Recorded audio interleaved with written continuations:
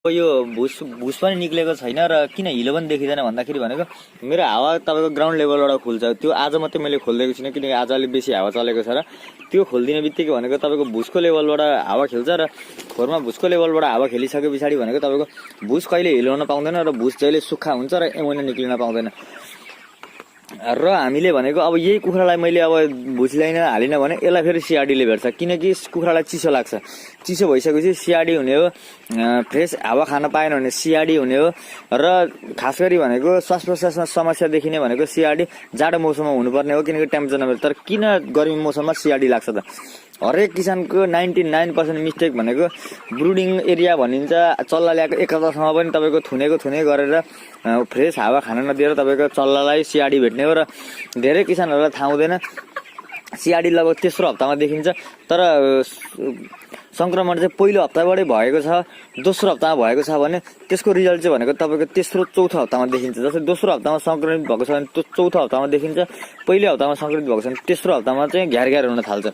र त्योभन्दा अगाडिको सिम्टम के छन् त भन्दाखेरि भनेको जुन कुखुरालेको मुभमेन्ट, टाउको मुभमेन्ट भनेको छिटो कुखुराले चलाउने गर्दछ र अलि त्यो बेसी भइसकेको पछाडि भनेको ख्याक गर्ने आवाज निकाल्ने, खोके जस्तो ख्याक गर्ने गर्दछ र त्यतिखेर हामीले सिआरडीको दबाई खुवाइयो भने सिआरडी जरेदेखि हामीले निकाल्न सकिन्छ। र जब कुखुरा घ्यार गर्छ, घ्यार गर्ने कुखुरालाई भनेको हामीले कहिले पनि निको पार्न सकिँदैन, हामीले रोकथाम मात्रै गर्न सकिन्छ। र कुखुरालाई अब रोकथाम गर्नको लागि भनेको हामीले विभिन्न प्रकारको अब एन्टिबायोटिकहरू चलाउनु पर्ने हुन्छ। एन्टिबायोटिक चलाइसके पछाडि भनेको आफ्नो कुखुरामा जति वेट लाग्थ्यो त्यो वेट हुन पाउँदैन र वेट हुन नपाइसके पछाडि भनेको हामीले सोचे अनुसारको हाम्रो फाइदा हुन पाउँदैन। यस्तै कुरा हो, सजिलै छ, त्यस्तो खासै गाह्रो हुने जस्तो मलाई लाग्दैन। र अहिले पनि मैले के गर्दैछु भने जस्तै अब यो कुखुराहरू भनेको तपाईँको 41-42 दिनको कुखुरा हो।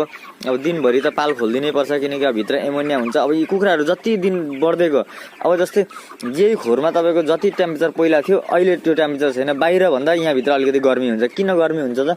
अब यहाँ तपाईँको कुखुराको सङ्ख्या बेसी हो, तपाईँको यहाँनिर भनेको मल बनिसकेको छ। बाहिर जुन अब यो खोरदेखि बाहिर जति टेम्परेचर छ त्यही टेम्परेचर यहाँभित्र हुँदैन किनकि यहाँभित्र अलिकति गर्मी नै हुन्छ।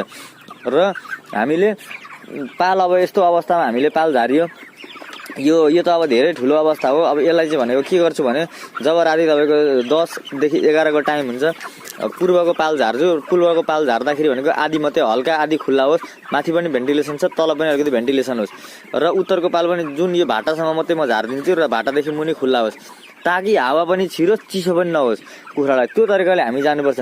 कुखुरालाई जाडो भयो भनेर हामीले पुरै पाल झार्यो भने अब उसले फ्रेस हावा चाहिँ कतिखेर खाने, उसले फ्रेस हावा पनि चाहिन्छ क्या।